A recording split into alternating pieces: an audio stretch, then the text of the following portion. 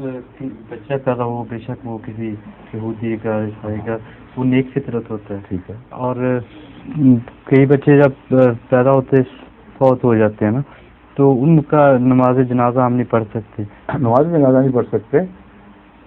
یہی تو بنیادی بات ہے جو ہم غیر احمدیوں کے اعتراض کے جواب میں پیش کرتے ہیں کہ تمہارا اپنا یہ مسلک ہے کہ ایسا بچہ جو جنت میں جائے گا اس کو خوشخبری دی اور فطرتاً وہ سعید ہے، تم اس کی نماز جنازہ نہیں پڑھتے کیونکہ ماں باپ کے تابع ہے.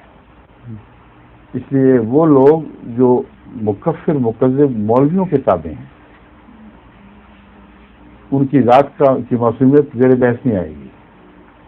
جو اس مسلک کے تابع ہیں جس مسلک میں امام وقت کو گمراہ قرار دیا جا رہا ہے یا ازل قرار دیا جا رہا ہے، مفتری قرار دیا جا رہا ہے، ان کی نماز جنازہ ہم کیسے پڑھ سکتے ہیں جب ایک بچے کی بھی نہیں پڑھتے؟ آپ سمجھے؟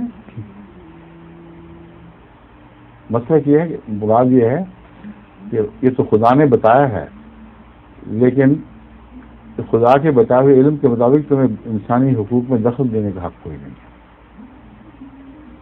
جس مسلک کا جو بچہ ہے اس کے وہی سلوک کرو، وہاں تو فساد عظیم برپا ہو جائے.